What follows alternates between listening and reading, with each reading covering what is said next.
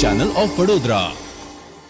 રોજગાર કચેરી વડોદરા દ્વારા ધોરણ 8 નવેમ્બર અને 11 નવેમ્બરના રોજ યોજવામાં આવનાર ભરતી મેળાનો લોકોએ મોટી સંખ્યામાં લાભ લીધો હતો.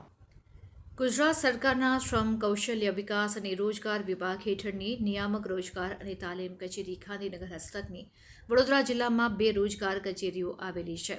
મદદનીશ નિયામકની કચેરી તરસાલી દ્વારા તારીખ 8 નવેમ્બર અને 12 નવેમ્બરે કુલ 2 ટેકનિકલ અને નોન ટેકનિકલ લાયકાત ધરાવતા ઉમેદવાર માટે રોજગાર અને એપ્રેન્ટિસ ભરતી મેળો યોજાયો, જેમાં 320 જેટલી વેકેન્સી માટે 15 નોકરીદાત હાજર રહ્યા હતા. 285 ઉમેદવારોએ ઇન્ટરવ્યૂ આપ્યા હતા, જેમાંથી 132 ઉમેદવારોની પ્રાથમિક પસંદગી કરવામાં આવી હતી. ભરતી મેળામાં રોજગાર અધિકારી અલ્પેશ ચૌહાણ દ્વારા ઉમેદવારોને પીએમ ઇન્ટર્નશીપ યોજના હેઠળ 15 નવેમ્બર સુધી ઓનલાઈન અરજી કરવા તેમજ અભ્યાસ પૂર્ણ કરેલ ઉમેદવારોને પગાર અને નોકરીના સ્વરૂપ જોયા વગર રસ અને રુચિના સેક્ટરમાં જોબ શરૂ કરવા અને પોતાનું બેસ્ટ આપીને કારકિર્દીની શરૂ કરવા માર્ગદર્શન આપ્યું હતું. તેમજ વિદેશમાં રોજગાર અને શિક્ષણ માટે સેફ લીગલ માઇગ્રેશન કરવા તેમજ સંરક્ષણ ક્ષેત્રે કારકિર્દી બનાવવા માંગતા યુવાનો માટે ફ્રી નિવાસી તાલીમ યોજના તેમજ રોજગારી શોધવા માટે રોજગાર કચેરીના અનુબંધમ અને એનસીએસ પોર્ટલ પર ઓનલાઈન રજિસ્ટ્રેશન કરાવવા જેવી ફ્રી રોજગારલક્ષી સેવાઓ તેમજ કાઉન્સેલિંગ તેમજ માર્ગદર્શન સેવાઓનો ફ્રીમાં વધુમાં વધુ લાભ લેવા પ્રોત્સાહિત કરવામાં આવ્યા હતા. 26/11, 28/11 અને 29/11/2024ના રોજ ભરતી મેળાઓ યોજવામાં આવશે, જેનું સ્થળ, સમય અને તારીખ તેમજ કેવા પ્રકારની વેકેન્સી છે તેમજ ભરતી મેળામાં ભાગ લેનાર નોકરીદાતાની વિગતો જોવા માટે અનુબંધમ પોર્ટલ www.anubandham.gujarat.gov.in અને એનસીએસ પોર્ટલ www.ncs.gov.in પર ફ્રીમાં રજિસ્ટ્રેશન અને લોગિન કરીને અપકમિંગ જોબ ફેરની વિગતો મેળવી શકાશે. આ બંને પોર્ટલ પર સરકારી અને ખાનગી ક્ષેત્રના નોકરીદાતા અને તમામ ટેકનિકલ અને નોન ટેકનિકલ લાયકાતના અનુભવી અને બિન અનુભવી ઉમેદવારો ભરતી મેળામાં ઓનલાઈન અને ઓફલાઈન ભાગ લઈને તેમજ ઓનલાઈન જોબ પોસ્ટ કરીને અપ્લાય કરીને ફ્રીમાં રોજગાર સેવાનો લાભ લઈ શકશે.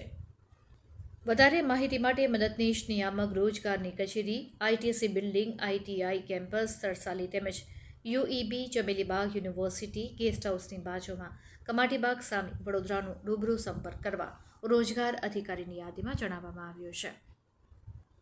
તમને ક્યાંથી મળે? આ એક પ્લેટફોર્મ છે. તમને ઘણા બધા ખબર નથી.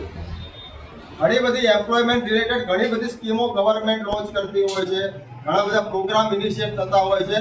તો જે લોકો રોજગાર અથવા સેલ્ફ એમ્પ્લોયમેન્ટ અથવા પોતાનું એન્ટરપ્રેન્યોરને લગતી કોઈ પણ કામગીરી હોય, ઇવન વોકેશનલ ટ્રેનિંગના હોય, આ બધા પ્રોગ્રામ્સની જો તમારે અપડેટ માહિતી જોઈતી હોય તો આ એક બેસ્ટ સોર્સ છે એમ્પ્લોયમેન્ટ એક્સચેન્જ, કે જે કમ્પ્લીટલી ડેડિકેટેડ ટુ જે કેન્ડિડેટ છે જે ભણી ગણીને બહાર નીકળે છે.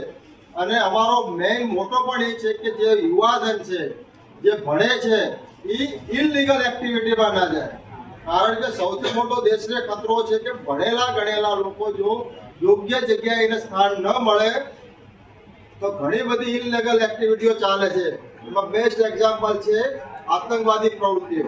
બધાને ખબર હશે કે ઓસામા બિન લાદેન કોણ હતો? હાઈલી ટેકનોલોજીનો જાણકાર હતો, પણ એને પોતાની બુદ્ધિઓ ક્યાં ઉપયોગ કરી? ઘણી બધી જગ્યાએ કરી. એવી ઘણી બધી દેશમાં અને દુનિયામાં આ વસ્તુઓને ધ્યાનમાં લઈ અને ખૂબ સરકારે અને જૂના જે આઈએલઓ કન્વેન્શન થયા એની અંદર ઉપર પણ ભાર મૂકવામાં આવ્યો છે કે એમ્પ્લોયમેન્ટ એક્સચેન્જની કામગીરી ખૂબ અગત્યની છે. અને એમનું મેઇન રોલ છે કે આ દેશમાં અને દુનિયામાં જે યુવાધન છે એને યોગ્ય જગ્યાએ થાળે પાડવામાં આવે અને એને યોગ્ય જગ્યાએ સ્થાન મળે.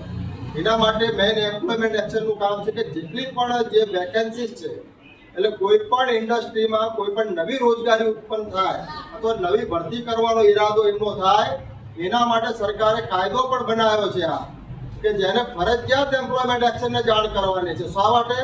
કે અમે કેન્ડિડેટને રીચ આઉટ કરી શકીએ કે તમે આ જગ્યા પર પ્રોપર વે તમે એપ્લાય કરો, તમે જાઓ, તમને એક તક મળે. કેન્ડિડેટને તો બધી ખબર હોતી નથી, પણ અમારું એક કામ છે કે તમને એક માહિતી આપવાનું છે કે આ જગ્યાએ પ્લેસ છે. એવી જ રીતે આ જે ભરતી મેળો છે, ભરતી મેળો પણ એનો એક માધ્યમ છે કે તમે એક જ પ્લેટફોર્મ ઉપર આવીને તમને આજે મલ્ટિપલ લગભગ 8 થી 9 જેટલી ઇન્ડસ્ટ્રી કંપનીઓ છે કે જ્યાં તમને ચોઈસ મળવાની છે. તો આ રીતે એમ્પ્લોયમેન્ટ એક્સચેન્જ કામ કરે. બીજું કે આપણે દેશમાં દર વર્ષે આપણે જોઈએ. હું ધર્વ રાઠોડ વડોદરાનો છું. ડિપ્લોમા ઇન મિકેનિકલ એન્જિનિયરિંગ કર્યું છે અને મેં રોજગાર કચેરીમાં રજિસ્ટ્રેશન કરાવ્યું હતું અહીંયા, અને જાણવા મને મળ્યું હતું કે આજે ભરતી મેળો છે, તો અહીંયા હું ઇન્ટરવ્યૂ આપવા આવ્યો હતો અને 4-5 કંપનીમાં મેં ઇન્ટરવ્યૂ આપ્યું છે અને એમાંથી મારું અતુલ ઇન્ડસ્ટ્રીઝમાં શોર્ટલિસ્ટ થયું છે અને મારે સેકન્ડ રાઉન્ડ માટે એ કંપનીમાં જવાનું છે. અને મેં ઓપોર્ચ્યુનિટી માટે રોજગાર કચેરીનો આભાર માનું છું. ઝેડ શેખ છે. મેં વડોદરામાં રહું છું. મેં ડિપ્લોમા મિકેનિકલ કર્યો છે. મેં અનુબંધન પોર્ટલ પરથી રજિસ્ટ્રેશન કરાવ્યો હતો. મને ખબર પડી કે અહીં તલસારી રોજગાર કચેરી છે, ત્યાં બધી કંપનીઓ આવવાની છે. ત્યાં મેં ટેકમેન કંપનીમાં ઇન્ટરવ્યૂ આપ્યો. મેં સિલેક્ટ થઈ ગયો છું. તો મેં આ રોજગાર કચેરીનો ખૂબ ખૂબ આભાર માનું છું કે મારી જોબ લાગી ગઈ છે.